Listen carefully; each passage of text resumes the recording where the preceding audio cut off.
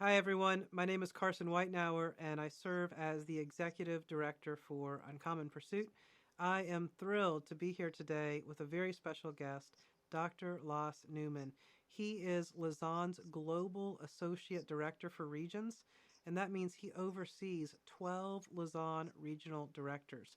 And today we're going to be talking about a critical topic.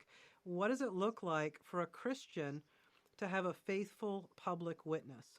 And this is a question we have got to examine because right now I would say that the public witness of Christians and of the church is pretty sharply negative for a lot of people. Scandal after scandal, celebrity implosion after celebrity implosion. And we need a different model for how to represent the name of Jesus in public. And so, as I looked around and prayed, I found that Loss is not only a public statesman in his own right, but he's also reflected on how other Christians have faithfully represented Jesus in the public square. And so, Loss, it's an honor to have you today. Would you please introduce yourself? Well, hello, Carson. Great to be with you. Thank you very much for this very kind invitation to join you in conversation on your program. Um, well, as you heard, my name is Las. It's short for Lascelles, which my mother gave me that name, and she seems to be the only one who calls me by that name. Everyone else uses the short form, Las Newman. I was born on the island of Jamaica in the Caribbean, and lived my early life here, went to school here. And after high school, I went to Canada to study and stayed there for quite a while, studying theology first, and then went on to do some work in political science and history. And and after I completed that, I had an opportunity to serve within a varsity. I was called back to Jamaica, my home country, and I was the first director for a university on the island, the Interschool Christian Fellowship, which is the high school arm, and then the college and university arm, University Christian Fellowship. And when I served that for 15 years, I was then called to serve in the Caribbean, the wider region, as regional secretary for the international. And then later on, I went to the international office in Oxford. So I spent about 30 years in student ministry, working on campuses with students here in the Caribbean and around the world. That is awesome. Well, Los, as I've already mentioned to you, I'm trying to get it started for people to call you Las Vegas. And so I think that would be, if I could get that nickname to stick, I think that would be a big takeaway from this show. And that's a point of connection we have. I was with InterVarsity also for 7 years out of college, and then 3 more years in campus ministry with my church home. So 10 years altogether. And anytime I meet another campus minister, I feel that kinship, that family bond. And so you Well, have it's been, a wonderful way to sort of begin an early exposure to Christian ministry, working with college kids. They're a great group of young people, and we know what it's like. yes, yeah, it keeps things real. Uh, Los, on this question of a faithful public witness, my first question is why? Why should we even attempt this? 1 Thessalonians 4:11 says, "Make it your ambition to lead a quiet life. You should mind your own business and work with your hands." So, I mean, shouldn't we just like forget the public square? Let's serve our neighbors, live good lives and not worry about our public witness. So, just to get us started, why should Christians or some Christians have this concern for a faithful public witness? Well, many Christians agree with your description about how to live the Christian life, as you have just described. Um, as St. Paul said to the Thessalonians, live a quiet life. And so we take that on, and we feel that Christian life is a private thing. It's just me and my relationship with God. But Christianity is personal. Each individual has to reflect upon their own life, their own destiny, their own situation in the world, and factor God in there, God as creator, and then God as a sustainer and redeemer, as we say, in using religious language. But why? The question is why? Why should we have a public witness? Well, I come back to this fundamental reality. We have just, Carson, been through the Easter period. We are recording this program just a few weeks after Easter in 2022. And the whole Easter event, which is pivotal to understanding the Christian faith, Jesus Christ, God's Son, came into the world as a redeemer, and he was publicly killed. It was a public event. He died, he was buried, and on the third day he rose again. And so, because Jesus Christ is a risen Lord, um, we have a public faith. Jesus' life was not a private thing; it was a very public witness.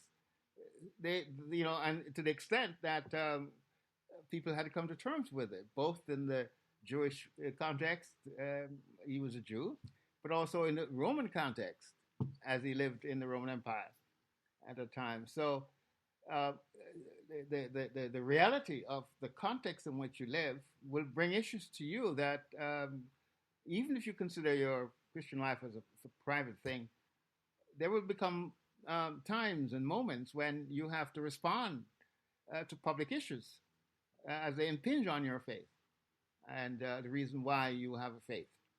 And so for me, the first reason why we should have a public witness, because of the example, the powerful example of Jesus, our Lord. I mean, that's a pretty tough reason to argue with, Loss. I mean, if the goal of the Christian life is to imitate Christ, as we love God with everything and love our neighbors as ourselves, love others as God has loved us, and Christ had a public witness during his 3 years of ministry, and as the ascended Lord of all creation has commissioned his disciples to proclaim that message, it does seem that a public witness would be inevitable. Well, Uh, I mentioned so, that. I mentioned that. For me, the number one reason is because Jesus lived a very public life and so on. But you just mentioned something which is very important there, that that we don't live for ourselves or unto ourselves or by ourselves alone. We live in community, and we have to love others as we love ourselves. And in loving others, there is going to be a call on your faith. How do you express that love? How do you show that love to others? It often requires activity in the public domain. And, we can cite all kinds of examples of that. But, if we were to live on an island by ourselves entirely, that would be fine. But that's not the way we live. We live in the world, we live with others. And because of the needs of the world and the needs of others, we have to publicly share our faith and the reason for our faith. okay. Yeah, I do sometimes long for the monastic life. And Dr. Newman, we live in a world where we also have the other extreme. Some people would like to have a private faith and not go public with it, but others dream of going viral. Perhaps you and I are hoping in our hearts that this interview goes viral, and within weeks, tens of millions of viewers have watched our conversation, and we are famous, and we've made a name for ourselves, and we've gotten a reputation from this activity. And there's so much cultural energy around going viral and being an online influencer. And so I want to ask you, we're doing this for YouTube, so we're part of the system. But what are your thoughts on how this trend shapes or distorts what it means to have a faithful public witness? Well, one of the realities of the world in which we live today is that we live in what is called a screen age. We live in the digital age. We live in a screen age where everyone is focused on a screen. We're talking through a screen right now, and everyone Absolutely. has a cell phone, a mobile phone, a smartphone. We have devices at our fingertips, in our hands, and so on. So there is a whole digital age in which we live that is inescapable. We just cannot escape just the way society operates, the way we eat, the way we walk, the way we commute. Everything is now in the digital realm. So that's a reality. We are in the sort of fourth industrial revolution of the modern world. And as a result of that, it brings to us the, the advent of new technologies that enables us to communicate to a vast number of people, whereas this wasn't possible in the previous ages. So, number one, it's inescapable that we live in this viral space that we are sharing our lives publicly with others, whether we care it or not. But there are upsides and there are downsides, and I think people who are focused on the technology and focused on the reality of the digital age recognize the good, the vast good that there is in virtual reality. We just went through, the whole world globally went through this experience of a global pandemic. The world was shut down by a microscopic object, a pathogen that was invisible to the human eye, and yet it shut the whole world down. Planes stopped flying, ships stopped sailing, train, everything was shut down. We were locked down as we tried to contend with this issue. And one of the realities was that we went viral, we went virtual.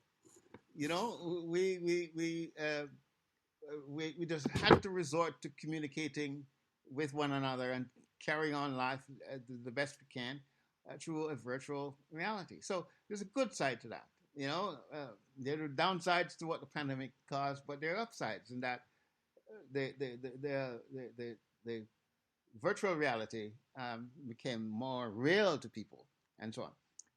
It's good in the sense that it offers new opportunities in science and technology to advance um, vaccines and various medical solutions to problems that we face and so on. So there are good sides to that.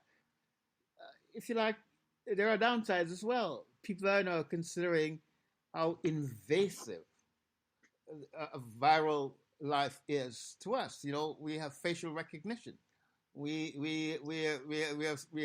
are on screen. We are tracked in by our mobile devices wherever we go.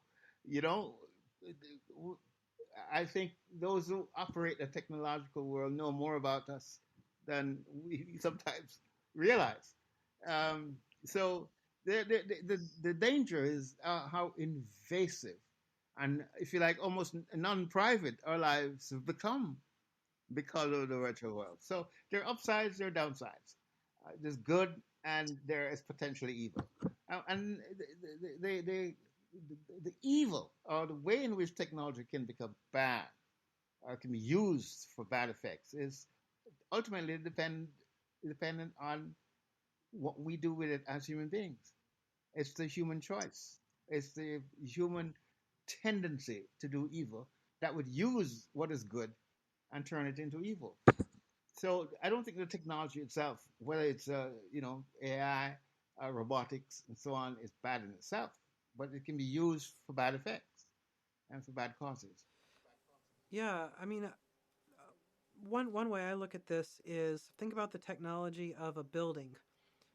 There was a time when humans could not build large buildings, Yeah. and that would constrain how many people you could speak to at any one time. But as it became possible to build cathedrals, a pastor could say, "Hey, I need to keep this cathedral full." And then logistics and efficiencies, we need to get 2 or 3 services a day. And that temptation to reach a bigger crowd, was there because of the technology of buildings. And I think with these digital technologies, that temptation is taken up, I don't know, a millionfold.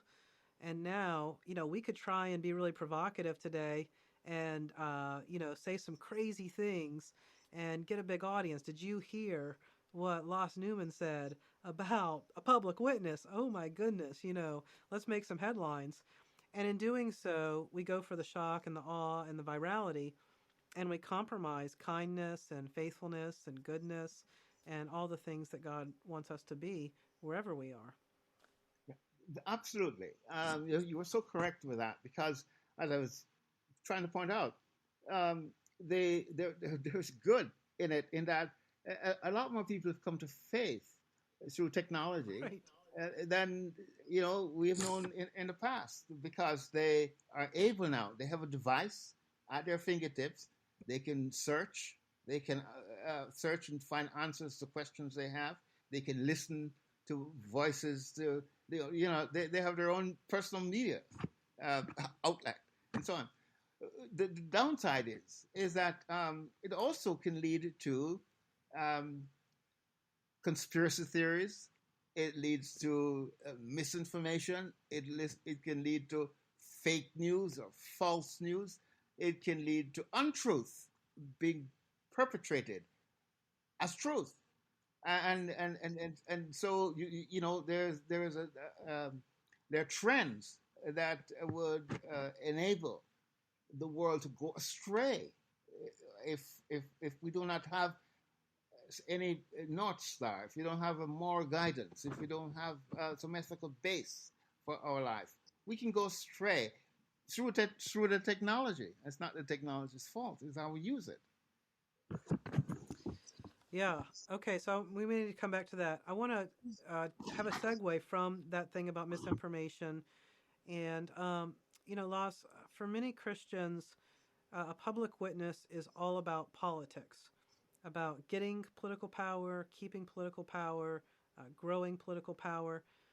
And yet, I mean, it does seem that our faith is political. Once you say, in a world where everyone goes, "Who is Lord?" the answer is Caesar, and you say, "I actually think Jesus is Lord," you've made a public claim that sounds like treason or a betrayal of your fellow citizens. Um, and so if we said Jesus is president, in America where I am, people are going to think, don't, are you a conspiracy theorist? Or, why don't you believe that, Biden is president? I mean, it's a provocative language to say Jesus is Lord, or it was originally. So it seems like there are a lot of temptations when it comes to somehow our faith is political, but we don't want it to be welded into a partisan matrix. I don't think. Yeah. But how do we do that, Loss? I mean, how do we have a public witness that's political without losing our faithfulness to Jesus? Oh, that's the $1 million question. Well, That's a that's why you're really here. no. It's a very important question because people shy away from doing good or from becoming involved in good causes because they say it's too political, or they are indeed some people have made good causes into bad causes. Take, for example, this whole ecological crisis, the global ecological crisis that the world is faced with. The environment is in peril, and the science has demonstrated that. And one doesn't have to rehearse all the scientific arguments, that show, or even the experiential evidence that we have. I live, in Jamaica. It's a tropical island. Tourism is our number one industry, which enables the country to function and survive. But it's so dependent on having a good environment. It's so dependent on um, the impact of climate change and global warming and hurricanes and all the various things that impact our environment. So we, in a Christian faith, we have a mandate to take care of the environment that God has created us and placed us in. But that has now become political. A good thing has been just turned into a wedge argument, or a political fight over this or that aspect of environment. That's just one. But you could take any number of social ethical issues that are good in themselves, but have been turned into bad causes because of people's political interests. So the question you're posing is, yeah, how do we avoid the trap of descending into partisan political cul-de-sac, or for that matter, partisan political fights over the issues that really matter in life? How do we avoid that? Well, I don't know. I just think that perhaps there are one or two ways in which we can look at this. First of all, why do we want to put our energy into fighting for a particular cause that may have political overtones and so on? Why do we want to do that? We should want to do that because there is some good benefit, or benefit for the public good, not just for my private interest. It is not just for me personally, but for society as a whole, or for the community in which I live. There is a public good to be derived from fighting for a good cause. In other words, we should fight for the preservation of the environment, because that is good for mankind. It's good for the community. It's good for humankind. So that's the kind of argument that I would put forward. So one, we can avoid the political trap if we're engaged in the fight or in the struggle or in the issue, recognizing that this is about the good, the public good, or the benefit that the community can experience, not just me personally or for my own private interests. That's one way. The other way in which we can look at this is, you ask about the temptations. One of the temptations we have is this temptation which the whole Bible argues in the Christian faith against, and that is the temptation for pride, human pride, or the human ego.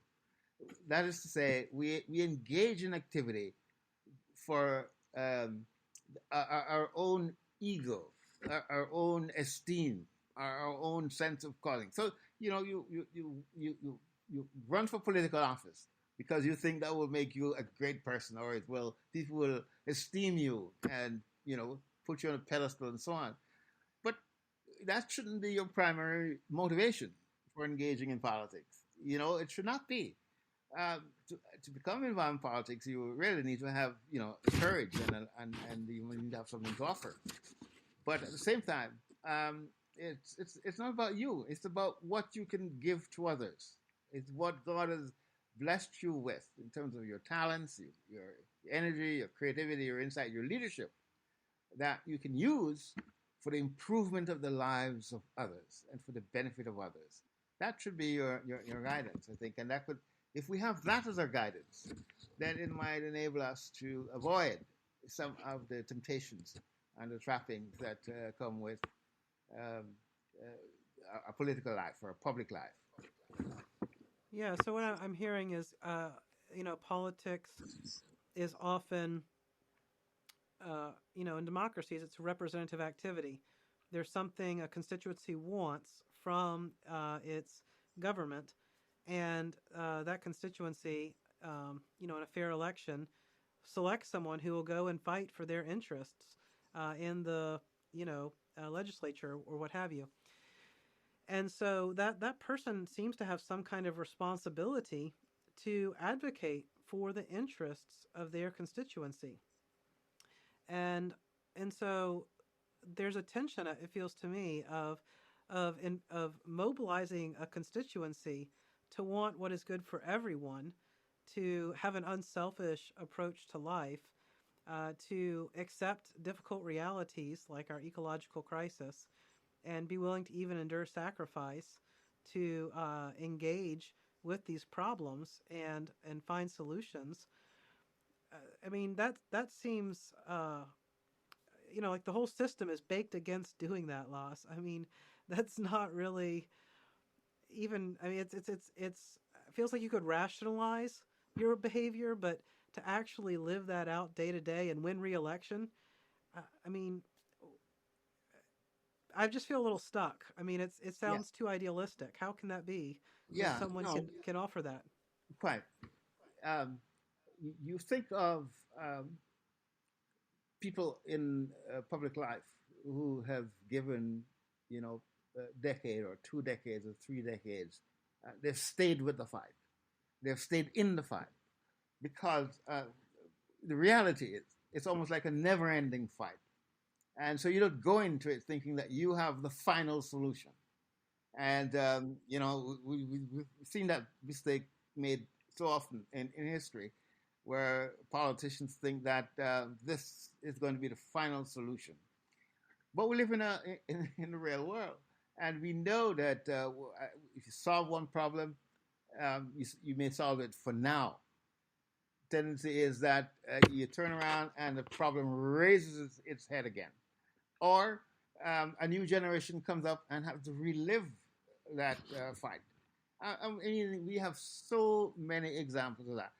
I sort of came of age in the 1960s, at the height of the civil rights movement in the United States, and that was a great fight, a big struggle. There were lots of issues and so on. Some gains were made in terms of minority rights and improving the rights of African Americans and people in the underclasses, the working classes, and so on. Many gains. 20 years later, 30 years later, 40 years later, it's like you have to relive the same fight all over again, because there are opposing forces that would want to reverse the gains that have been made, or we learned, one of the things we learned in history is that the price of liberty is a constant vigilance. If you gain some liberty, some freedom, some rights, you have to be very vigilant about maintaining those freedoms, maintaining those rights. Otherwise, you lose them. That's the reality of the world in which we live. So it's an ongoing struggle. It's almost like a never-ending struggle. So as Christians engaging in this fight, we have to recognize, as Paul himself, who became so embroiled in the struggle, one of the things he said to young Timothy was, "Fight the good fight, fight the good fight, the good fight, not the bad ones, right? Not the Fight evil the good fight. fight." And Right. people interpret that in different ways. But he did say, "Fight the good fight, lay hold of eternal life." It's something that you have to So, pursue. I mean, Something that you obviously, yeah. Yeah, So, I sure. mean, obviously, the word "final solution" that brings me all the way back to, I think that was the phrase used by the Nazis for the Holocaust, and Absolutely. so, I mean, it has a very Absolutely. dark history. Those two words, and so I know you didn't have that in mind, but Yeah, I did have it that in seems, mind. yeah, no, surely not. But Well, in terms of an example of a political force saying they have the final solution, right? yeah, But you never, and we've had politicians campaigning as if they have the final proposal or the final argument or the final solution to any particular problems you have. So we have versions of that in our political life. well, and I think that sets up a false hope. If you put Yes, me into office, I will fix all your problems. And of course, that will never happen. that's right. And so then that can lead to embitteredness and a hope for someone more powerful, stronger, more charismatic, wealthier, who will really be our champion and who can finally make things right. And I think we need an eschatological hope there that Jesus is the one who Yes, can accomplish that reality. And so I think part of what I'm hearing you say is the wisdom of this is to put our ideals out there, seek to go in that direction, but accept we have limitations, we have imperfections, we have a lack of wisdom. We're always learning, and then situations are changing, and so what we say is the right idea today. A year later, circumstances are different. We have to go a different direction. That's not abandonment of our principles. that's It's right. a responsiveness to a new reality. And Absolutely. so there has to be a lot of humility about our limitations in terms of how much politics can deliver. Yeah. Well, when I talked about pride earlier, the corollary to that, the follow up to that is what the Christian life calls us to humility. Humility. Um, one of the signal parts of the New Testament um, is the Song of Mary, what we call it, in the Catholic community, we call that the Magnificat, where it's a beautiful symbol of God chooses the humble and raises up the humble, and the ones who are proud and conceited, he brings down. As the scripture says, God resists the proud, the ones who are filled with their own ego and their own self-importance, and the ones who think that they are the solution to the problems of the world. God brings them down from their thrones, from their high places, but He lifts up the humble. He encourages the humble, and so the song of Mary in Luke's gospel is just so critical as a description of what the Christian pathway is. God wants us to walk with humility, and Paul encourages the church and Christians in the Roman Empire to walk in humility as he gives the example of Christ, the one who was equal with God, who made himself human, who humbled himself and became obedient and became a servant. That model that St. Paul gives in his letter to the Philippians of Jesus' humility to the point of death. He gave his life for the cause that for which he was sent into the world.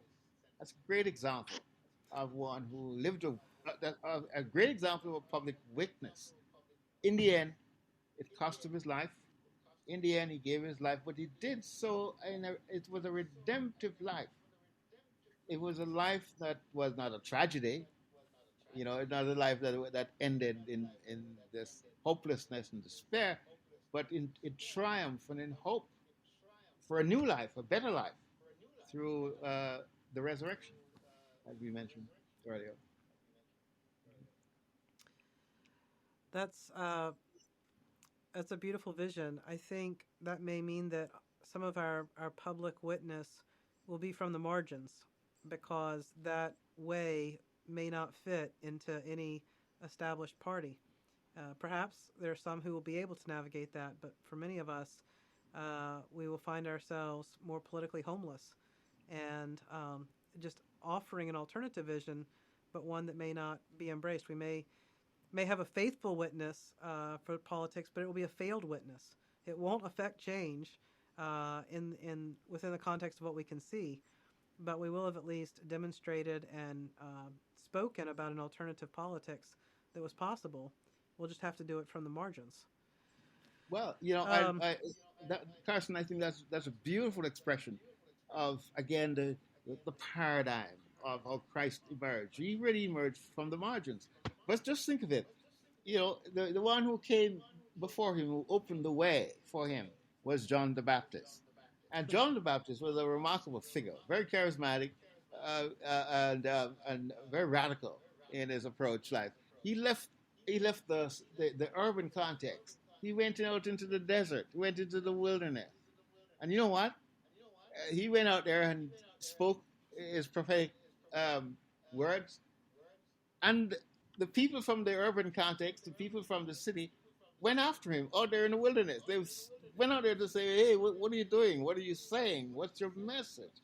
And he was able to draw attention there. And to Jesus himself, from the Galilean countryside, he just did his thing among the poor, among the lame, the blind, the weak, the people who are on the margins of society. That's how Jesus emerged in his ministry life, in his own manifesto. When he was, if you like, beginning his campaign, he started out saying, "The Spirit of the Lord is upon me. He has sent me to the poor, to the people at the margins, and it's to bind up the wounds, to speak liberty to those who are captive, to set prisoners free." That was his mission from the margins, and ultimately that took him to Calvary, in Jerusalem, where um, he gave his life, ultimately for to redeem the world, you know. So you're right. It's often a lonely life, when you're out there in the public witness. Jesus knew that people, not everyone followed him.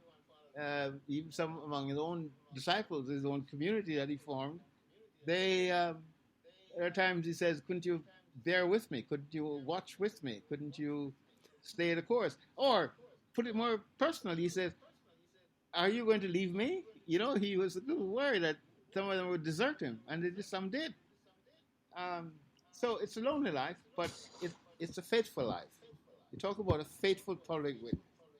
You got to know what is it you're called to, and faithfully pursue it, and God will be with you in the Yeah. pursuit of that life. Yeah, Yeah, there's a big gap between a faithful public witness and a successful or victorious public witness. that's Now, right. Laws, I want to bring up another challenge for you on this. Some people would say, um, politics is inevitably polarizing and divisive. It's too uncomfortable. And so, my focus as a faithful public witness is to be a witness to the gospel. And I want to proclaim the gospel message and invite people to repent of their sins and place their faith in Christ and live their life under his lordship and be in allegiance to Jesus and with his people. And we are going to focus on the gospel as our public witness. But we have no desire to speak on politics at all because that's that just is going to cause us problems. Is that an acceptable approach to leave politics out of it and just focus on preaching the gospel? Well, I think anyone who takes that point of view will eventually find that it is a what is called a cul-de-sac. It's a dead end street. Um, it's almost impossible. Politics is part of our life. Politics is around us. Politics is with us. Um, when I was growing up in Jamaica, my father was kind of a local politician. He was a community politician. He never had public office. He was a political organizer. And I grew up with that model of my dad, who was always organizing people into political action. That's my dad. My mother, on the other hand, was a woman of the church, right? I mean, she had us as my brother and I and my sister, three of us in our family. She had us from very early, having morning devotions, going to Sunday school. My mother was a Sunday school teacher. We would go to church in those days 3 times on a Sunday, in the morning, in the afternoon, and in the evening, and so on. So I grew up with my dad in a political life and my mother in the church life. And as I was growing up as a teenager, 15, I was 16, 17, trying to, which way should I go with my life? Should I follow my dad, who, of course, wanted me to become a real politician, and go into law school and eventually join the party and, and then run for office? That's what my dad wanted for me. My mother, on the other hand, was a very faithful woman of God who said, whatever God called you to be, that's what you should be. But make sure that what God called you to be. So I grew up with this bifurcation: politics or the church. Right. And the more I went into my dad's way, the more I hated it. You know, and the more I realized that no, maybe I should be in the church. The more I went to the church, I hated it because there's more politics in the church. There were political fights in the church over all kinds of issues. Than there was out there. So I decided, to go this way.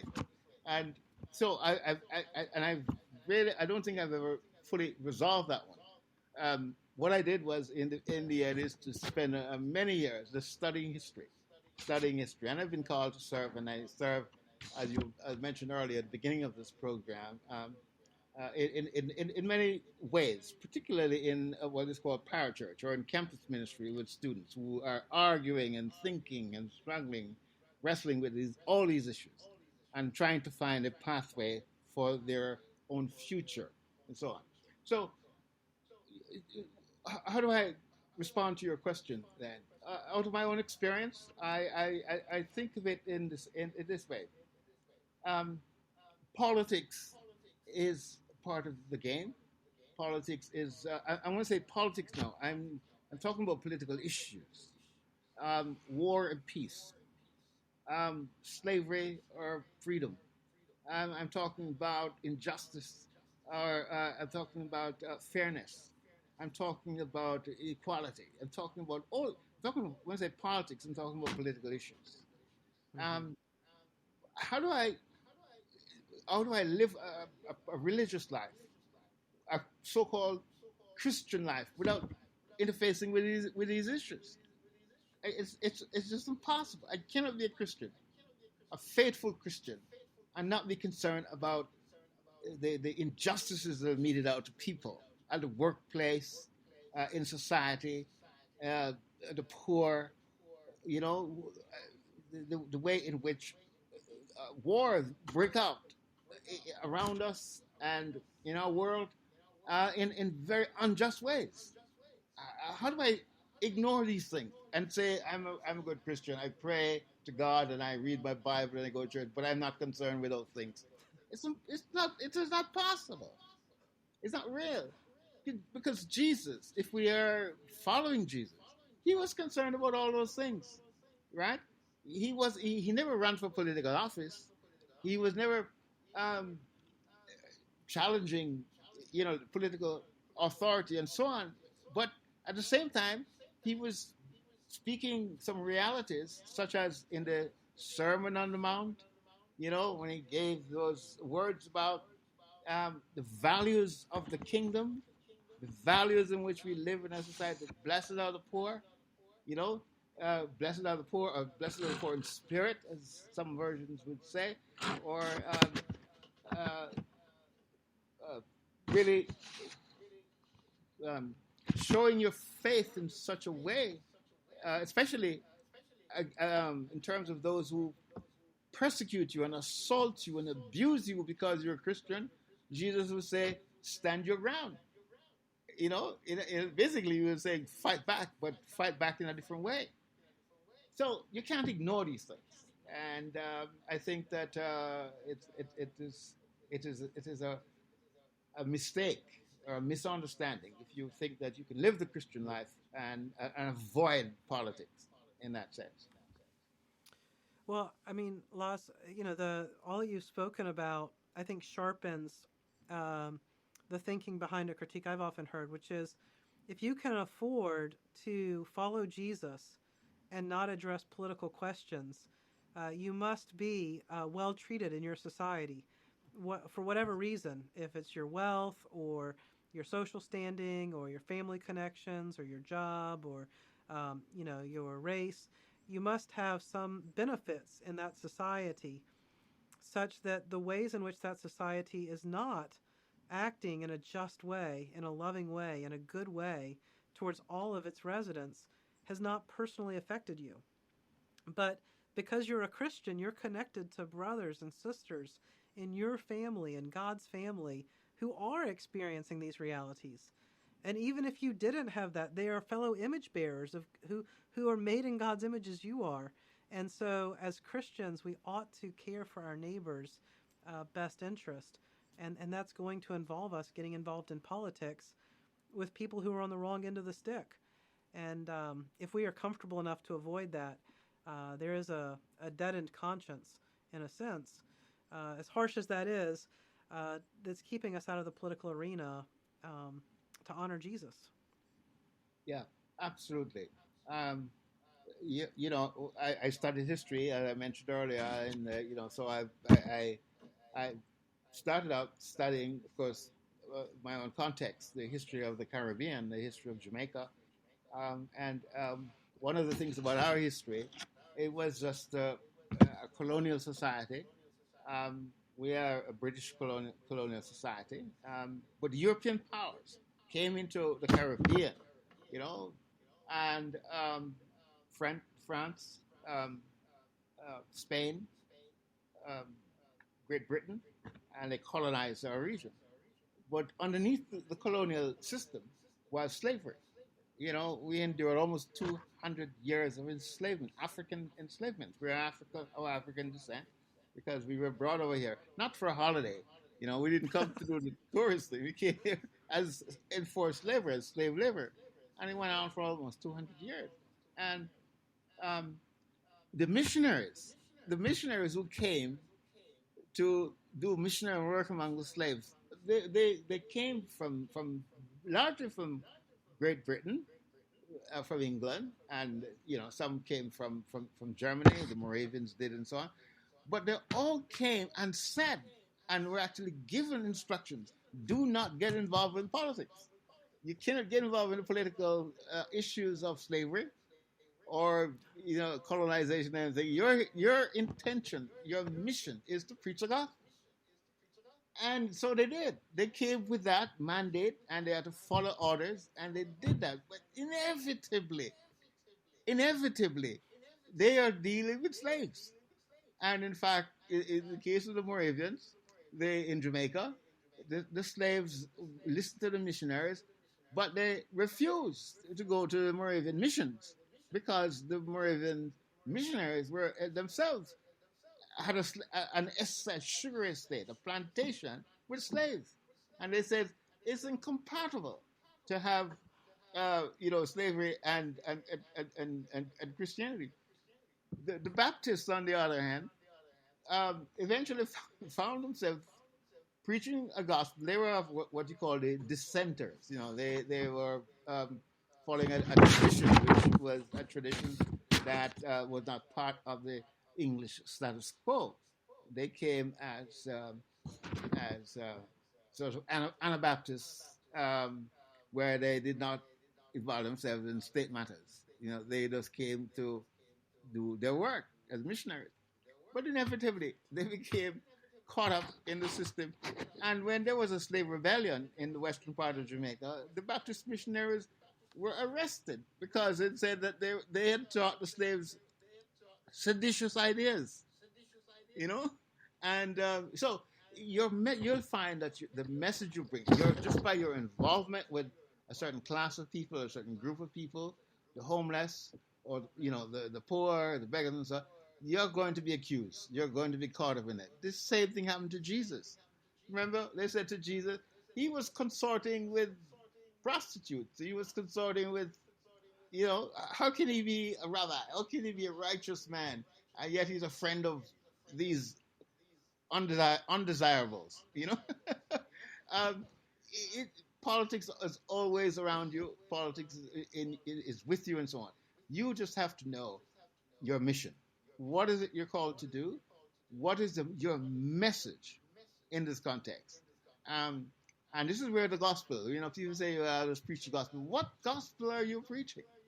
What is the nature of the gospel? What's the meaning of that gospel? Is that gospel just about your soul being saved in heaven? One of the things that happened in American slavery and in Caribbean slavery is that part of the survival of the Africans in the New World in slavery was their song. They used song part of the survival. So what we call Negro spirituals. One of the spirituals in the American South was, you know what? When I get to heaven, I'm going to walk all over. I'm going to put on my shoes first thing, and I'm going to walk all over God's heaven, and so on. For them, heaven was a place where they can have the benefits of everything they could enjoy that they couldn't enjoy here on earth. So they're thinking of heaven not as missionaries might have thought of it when they said, well, you just have to give your heart to God and God will take care of you in the next life and so on. They say, oh, yeah, sure, but when I get there, this is what this is what I want to have. I want to walk on streets of gold. I want to have a better life. Okay, Which so the gospel is interpreted by the people who are getting the gospel message in a way that is different from those who are preaching the message in terms of what they intended. So I think that was a pretty sharp point, Las. And if I can summarize it, this idea of preach the gospel without politics is the kind of message a slave owner likes. But the message, preach everything that God has commanded us to do, including, the means of salvation, but engage with all of God's world, with God's message, that is going to disturb the people who are evil, who are wicked, who may be powerful. It will disrupt systems of oppression, and that's going to put us on the hot seat, and we may get in trouble for it. But we have to ask ourselves, who are we trying to please? Are we trying to please people in power in our context, or is Jesus Lord? And do we follow His pathway? Um, And so, Jesus's words will always be haunting us. Um, his words were to his disciples, why do you call me Lord and do not do what I say? And what does he say? He says, love your enemies, do good to them who hate you. There's a different way of life than the one that you would know. And in politics, we have, you know, if you put yourself in public life, you will have enemies. What do you do with your enemies? Do you um, undermine them? Do you retaliate against them? Do you, as I say, blacklist them? How do you treat your enemies? Jesus had some teachings about that. So a Christian in public life can learn a lot from Jesus, who himself lived a public life and who paid, the price, both in terms of the accusations which were brought about his life, which were false accusations, um, but also they can see how in his own life he pursued a goal, he had a passion, and the passion was always to uplift the underclass, uplift the poor and the marginalized. His purpose was really to bring redemption to human life, in practical, in real ways, in real terms, that would be of benefit. When he raised Lazarus from the dead, he said, "Put on some clothes." Yeah, get him started out. Let him return to life and live a good life, and so on. And wherever he went, he was always bringing new life to people. That's Jesus. And that's what the public life should be, bringing new life, bringing new possibilities, bringing new hope and new meaning to life, as we engage with people with the gospel of Jesus. yeah, I think uh, there is this sense I sometimes have. I wish, Lost, there was a manual for discipleship, that there would be some book written that would teach me what it looks like to be a disciple of Jesus. And I have to remind myself, God has already provided Matthew, Mark, Luke, John, the book of Acts, and a few other resources in the scriptures that give me hundreds and hundreds of models of what it looks like to be, God's person in this world. Yeah. And so perhaps part of being a faithful public witness is being the kind of person who, with the Spirit of God, is immersed in the gospel accounts of the life of Jesus, and just to Yes. take those to heart and have that be part of your daily diet. Absolutely. The Gospel, as you mentioned, the Gospel of Mark, and Matthew, and Luke, and John, are biographies of Jesus. They tell the story of Jesus, how he lived his life. Well, first, how he became human in this world, in his incarnation, and then how he lived his life, and what he pursued, and how that life benefit others in the public domain. But so we have the Gospels there, and you're absolutely right. We can learn tremendous amounts of what is like to live a faithful public life from the Gospels. But then there are the epistles as well, written by the letters written by the apostles, the ones whom Jesus chose to be his disciples, to be his new community. They wrote letters to the churches. And in these letters, the letter of James, the letter of Peter, the letter of Paul, you can find a lot of teaching about how to live your life in a public way and live it faithfully as a servant of Christ. Take one example. Peter. when Peter speaks about suffering, Peter spoke a lot about suffering because the early church, Christians in the first century, lived a persecuted life. They were, it was not it was not easy to be a Christian in the first century or the first 3 centuries of the church because of the persecution that would be so they were under pressure and they were being physically abused. There were terrorists out there looking out for Christians. Paul was one of them. You know, in his own biography, he talks about how he lived his life before he became a Christian and so on. So, Laws, one thing that you brought up earlier in the conversation, but that I haven't had a chance to come back to yet, is a lot of the time when I think of a faithful public witness, I think of it in terms of an individual's faithful public witness, and that's usually my default setting: is what does this mean for me? What does this mean for an individual disciple of Jesus? And yet, the public witness in the scriptures is like the public witness of the nation of Israel, or after Jesus, how that gets refracted, and it's the public witness of God's people, the church. And so I wanted to ask if you could share a little bit about how it is that a church's public witness is distinctive from the individual's public witness. Yes, you're quite right. We have been speaking in terms of the individual, and and there's a place for that, and I think that maybe was the right way to start. But as we said earlier, as individuals, we don't live by ourselves. No man is an island. No man stands alone. We live with others. We live in our families. We live in community. One of those communities is the church community. And it is the case that the teachings of the New Testament really are about individual conversion, individual response to God, but it's also God then places you into what the church calls the body of Christ. That body that is part of Christ's body, Christ's life, and Christ's community. We are part of the Christian community. And that takes place in a local way in the local church.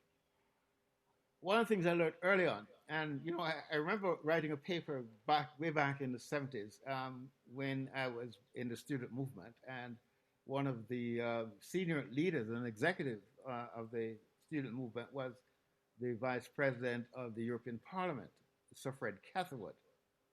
And he responded to my paper, and he pointed out this distinction. He was a Christian politician, and he was an elected member of Parliament. He was a member of the European Parliament. He was vice president of the European Parliament. But he was a Baptist, strong in his faith, and wrote a book called Christian in Industrial Society. And he said, you must always remember that, as an individual, you can take a partisan side. So he ran for the Conservative Party of Britain. But he says, as a member of my church should never take partisan side. The church cannot, he says, take a partisan stand. In other words, my church cannot be a Democrat or a Republican church. He says that is not what the church is. A community, and individuals within that community should have the freedom to choose which side they, with their own conviction, their own interests, and so on, would wish to belong. But they should live together in community. And I thought of it in terms of the model that Jesus gave when he set up his community. When he set up his community, he chose from the 4 branches of Judaism, the 12 disciples, right? Some came from the Pharisees, and they had their own political interests, and so. But there were others were the Sadducees, also have their own religious and political interests, different from the Pharisees. But then there were the Zealots. These were Jews, religious Jews who had a particular political view of the world, who really felt that it was time to overthrow the Roman imperialists and so on. They were very zealous in this thing. Jesus chose from them and brought them into his community. But he also brought the Essenes. So the Pharisees, the Sadducees, the Zealots, and the Essenes. The Essenes are the one whom, perhaps like you described earlier, who said, you know what, I just want to live a quiet life. I want to withdraw into the desert, and I want to live a monastic life, if you like, a peaceful life where I can contemplate God and nature and so on, right? Jesus drew from the activists, he drew from the contemplatives, he drew from the very hyper religious, and he drew from those who were holier than thou, the Pharisees. And he brought them into community and worked with them and molded them. And what he says, you should become one. That is to say, you must have unity among you. And my mission is that as the Father sent me, so I'm sending you as a community out there in the world. And so he sent us as a church community to go out there with the mission of Jesus.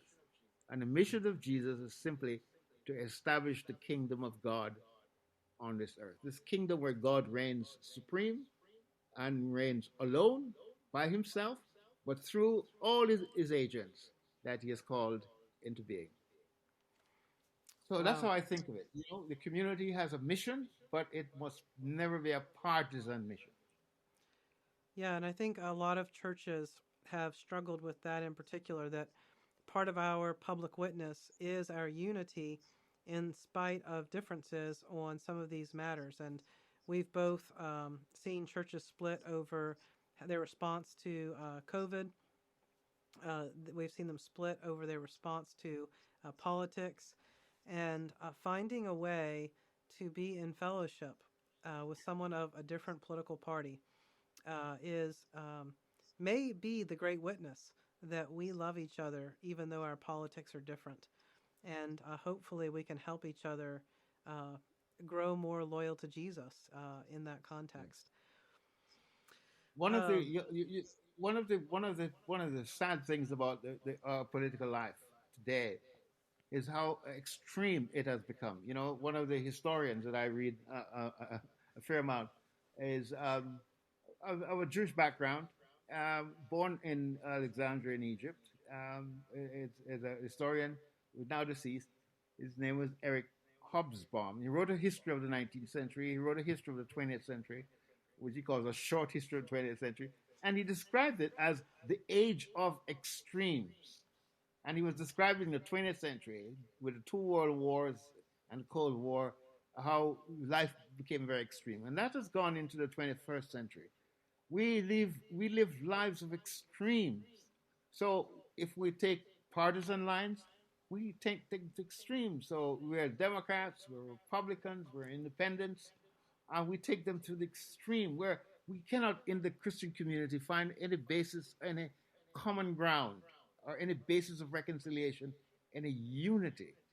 And that is so destructive of the community, destructive of the nation, destructive of the common good.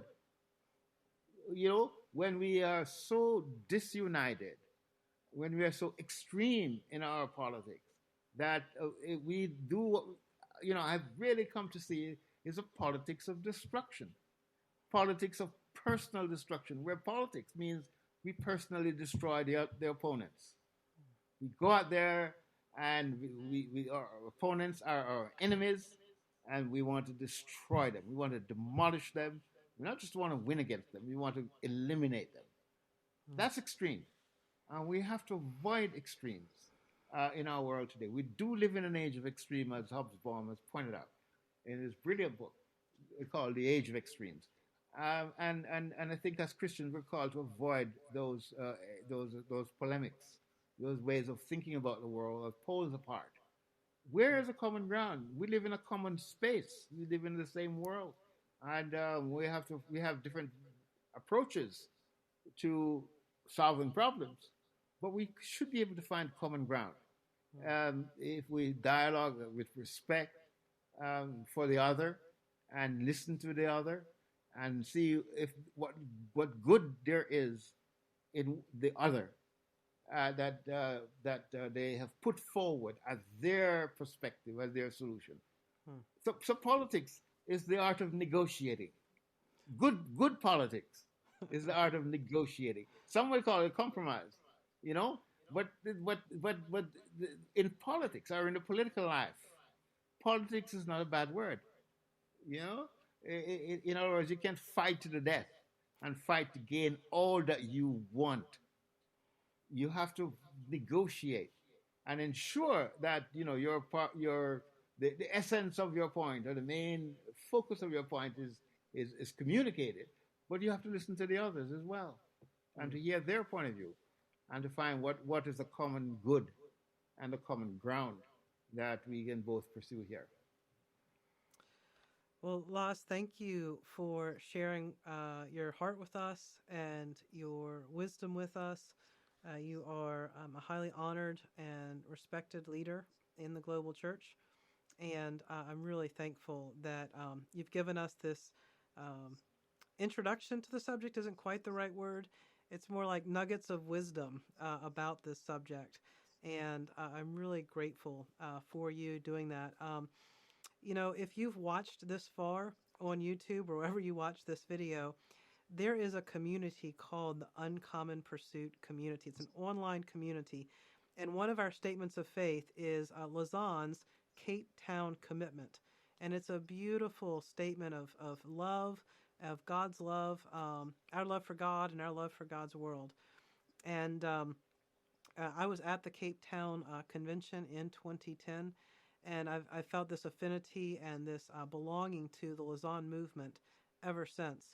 And so, if you would like to not just passively listen to this conversation, but be actively and dynamically engaged in your own formation, then I would really encourage you to come to uncommonpursuit.net, check it out, and consider creating an account. It's entirely free. Laz and I have had the most benefit from this conversation because we've been the ones having it. And it's the people who participate in the conversation who get the most transformation. And so I want to invite you to experience that. Laz, again, thank you so much for being my honored guest today. I'm so Well, grateful thank you for you. too. Thank you, Carson. And I want to encourage you in this uncommon pursuit. You've started something that is just wonderful and very meaningful. And I would add my word of encouragement to others to join up and see how we can discuss a way of life that can become meaningful to each other and to the community in which we live. So Well, thank thank you. you, Laz. That was an unpaid endorsement, everyone. So thank you, Laz, for that. And Yeah. we will see you hopefully at a future Uncommon Pursuit event. Bye. All right. Bye for now.